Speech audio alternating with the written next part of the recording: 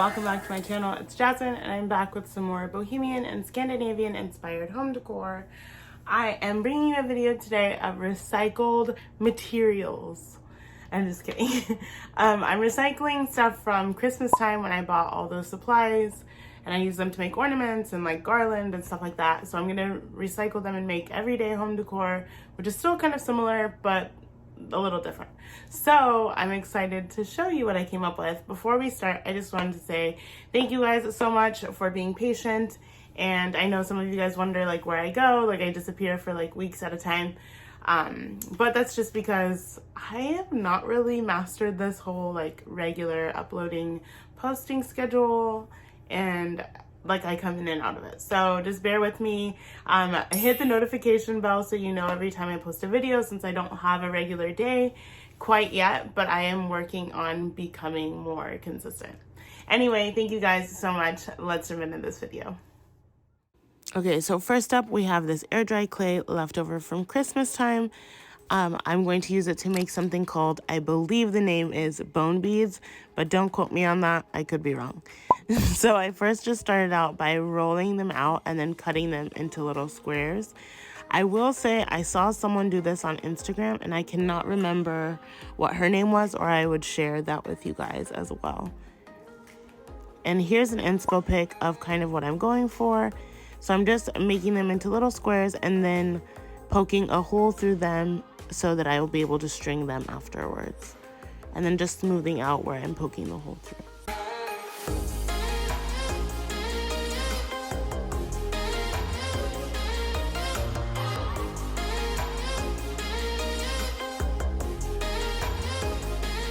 And since it's clay, I can just smooth it out with a little bit of water on my fingertip.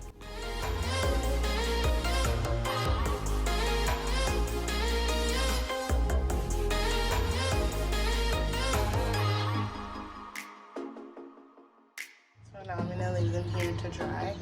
I'm just gonna show you my little work setup. Tiny apartment, living. So for the sake of the video being cohesive, I'm going to show you each project start to finish. But the reality is, with the clay taking a day to dry, I actually just made all of my clay projects one day and then allowed them to dry overnight and then proceeded with the rest of the process. So this is the next day. I strung all the beads and then this is what the outcome was.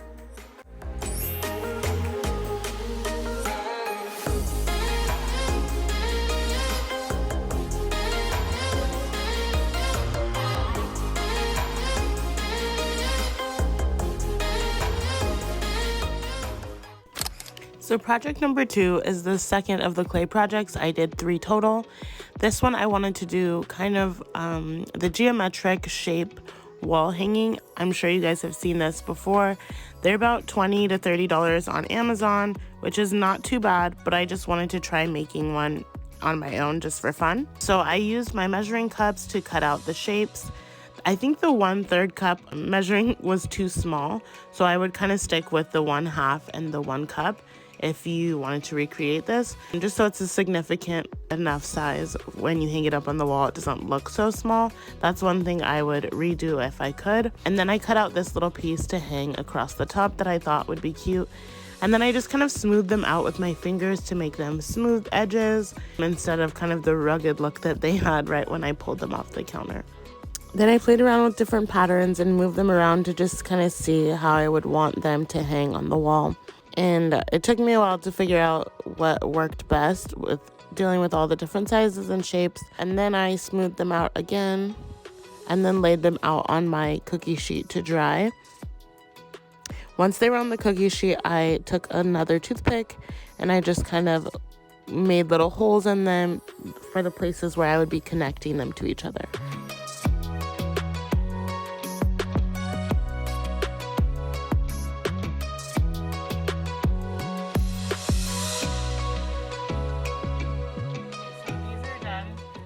Still might be a little bit smaller than what I was needing, but I do like the pattern that I chose. So I'm just going to connect them with some wire. And then I'm gonna spray paint the entire thing with a gold spray paint that I have. It's kind of more of like an antique gold or brass, but it should work. So this wire that we had on hand, I'm going to be using to connect them all. It was definitely a lot harder than it looks. I broke multiple pieces. If you look closely, you'll see them breaking, but I had to make some more pieces afterwards, which wasn't a big deal. I just had to wait another day to complete this project, but that's okay. I would say I'm probably considered heavy-handed when it comes to these kind of delicate things, so it was kind of a struggle. I tried to like hot glue it back together, the little stick at the top, but it did not go back together. So yeah, I tried to make another one and I broke that one too, so we ended up with no straight bar across the top. But if you don't have a heavy hand, maybe you could create what I was trying to create for this video.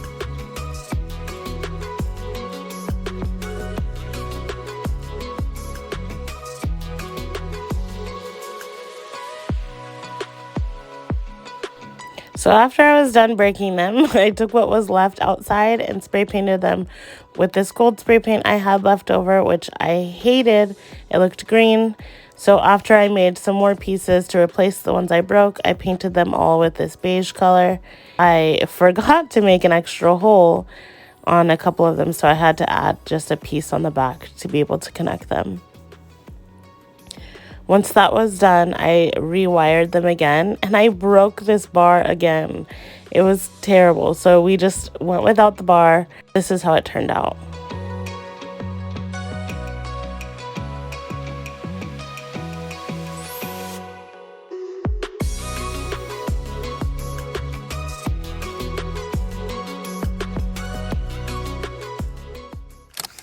Last but not least of the claymations, project number 3, I tried to create kind of like a little shelf decor piece.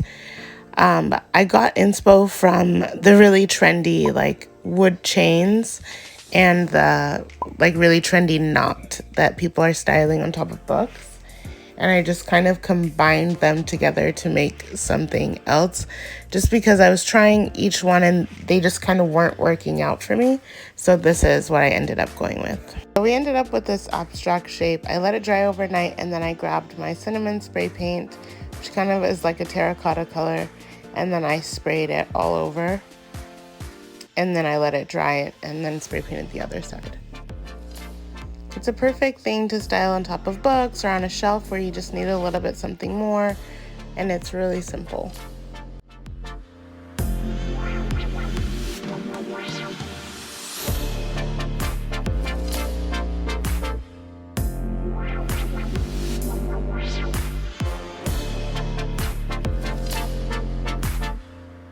So next up, I had these leftover beads from Christmas time I used to make a long garland for our mantle.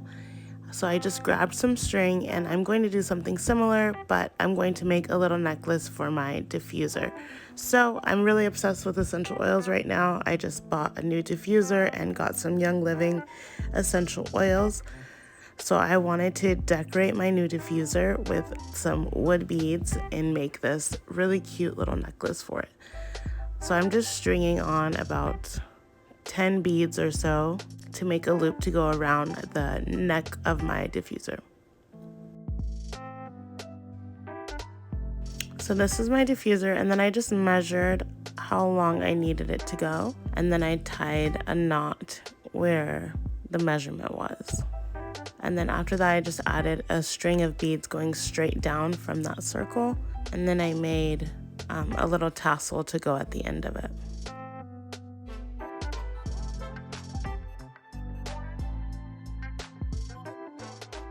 So this is by no means a great tutorial on how to make a tassel. You could probably look one up if you want like a more in-depth one, but I just wrapped some string around a deck of cards because that was the size that I wanted my tassel. And then I tied it at the top as tight as I possibly could, just to make sure it wouldn't get loose.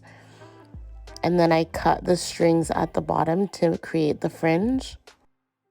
And then I wrapped a piece of string around the top of it to create the tassel. And then I just tied it off in a knot. I love these so much that I made an extra one for my sister to gift her for her diffuser. So I made a couple for door hangers to hang like on doorknobs in my house. Also, you could use them in the car, like on the rear view mirror or something like that.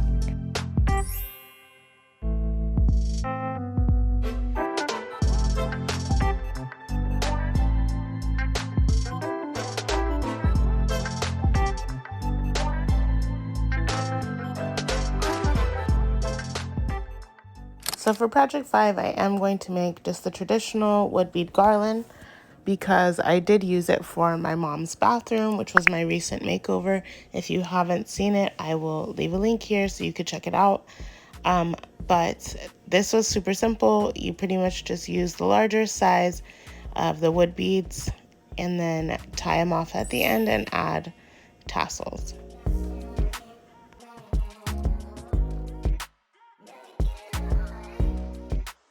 For project number 6, we will be using this raffia, which I also use to make Christmas ornaments. So I'm going to use this gold wire again just to create a top to hang this wall hanging from. And then I'm tying some string on to give us a good base to start with.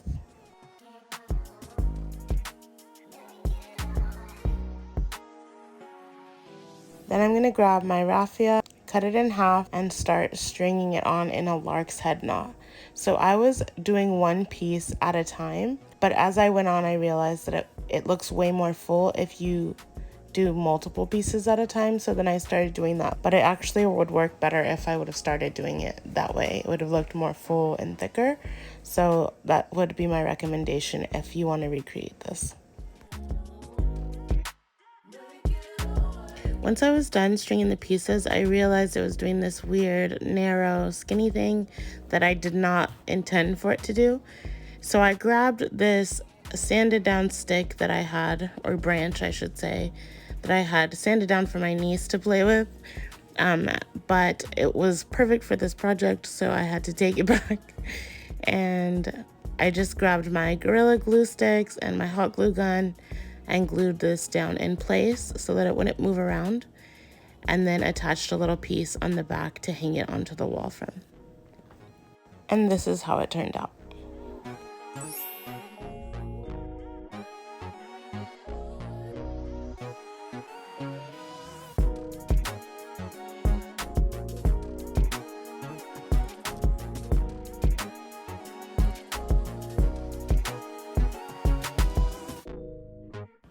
Lastly, I wanted to make some book covers for these old books, kind of like how I would do in elementary school or junior high school. That's pretty much the inspo. I grabbed some fabrics that I liked and just like some recycled fabrics that I already had, and I just cut them around the book to fit pretty tightly on. And then I just hot glued them onto the book. I didn't mind these books being permanently changed, so that's why I used hot glue.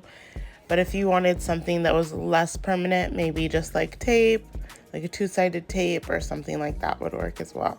I would just cut away as much of the excess as possible so the book isn't as bulky or like sitting open.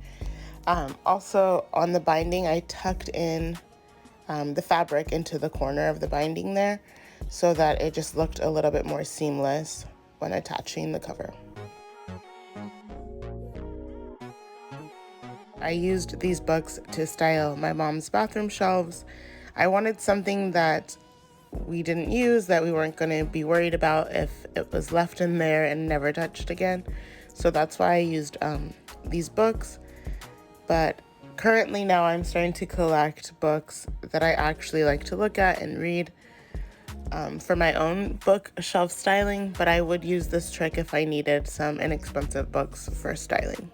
For my second piece of fabric, I used the back of this old stained pillowcase that had a broken zipper. I didn't want to throw it away, so I kept the fabric and I reused it and repeated the same exact process.